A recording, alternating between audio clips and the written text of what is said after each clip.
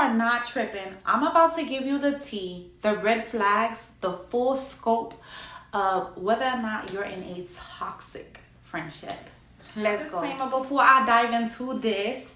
Listen, I'm a friend, you're a friend, somebody's a friend of a friend. We all have bad days, right? We all make mistakes throughout our friendships as we learn people, as we learn how to communicate, what it is that they like, what they don't like, their boundaries, etc. But in this particular video, I'm discussing patterns. I'm talking about people who consistently show you the red flags that they are not for you. Let's get into it. Red flag number 1. You're having to constantly explain yourself or make up excuses for this individual. So listen, I was that girl.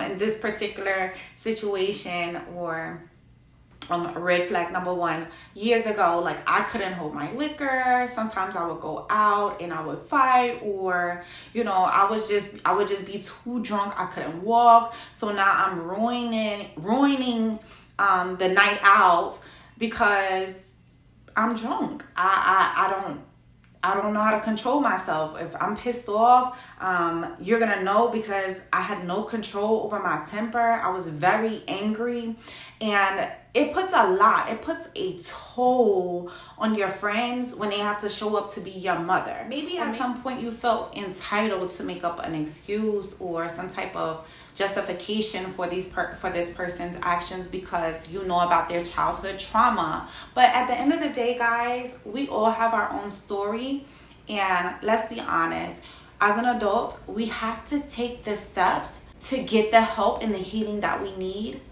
to change our lives for the better. Number 2, okay guys, listen, I lost a friend to this. Like, this girl, I love her to this day. She's like a sister to me, but I had to cut ties with her.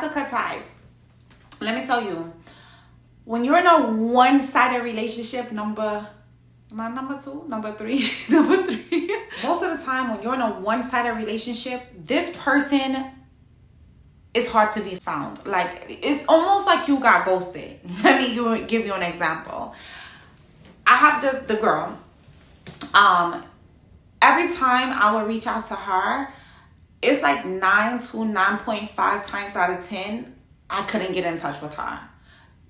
Either her phone was off, or her voicemail was full, or if I text her, I wouldn't hear from her for days. And when I did hear from her, it was like no acknowledgement to me reaching out to her.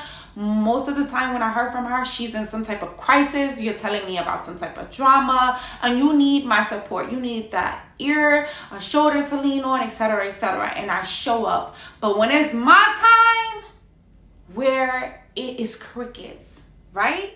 This girl's like a sister to me. It was so hard. It was very difficult. I cried. I'm talking about nights. I cried because I had to part ways. Like I couldn't do it. I didn't have the support I needed in that relationship, and I started feeling drained from all the times that I was showing up for her, and I didn't have an outlet source in her. Which brings me to the next red flag.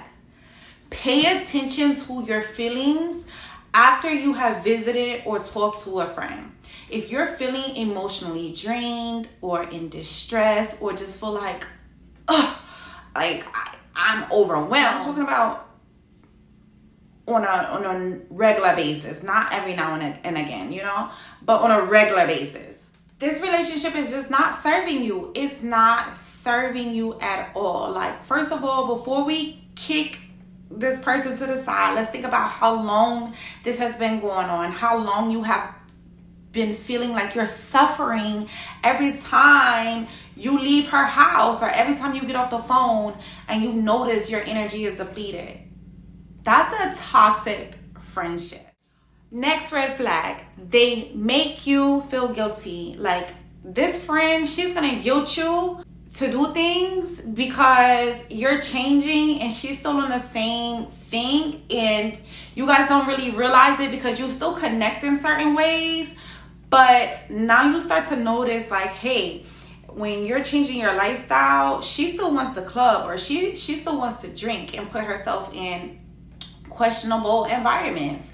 And maybe you're straying away from that, and you probably communicated what your goals are. I mean, that's your girl, it's your friend, maybe bestie, and she's just not getting it. So she starts to guilt you for changing. Or maybe you're in a relationship, so you don't spend as much time with her anymore, but the friendship is there, no love is lost, but she's making you feel wrong about changing for the best. Okay, guys, what about this one? What about the girl who criticizes you more than she compliments you? Oh my God. I see this all the time in friend groups, and I hate to say that, but I do. Listen, you ever had that friend, every time you came around, and you're just doing your thing, right?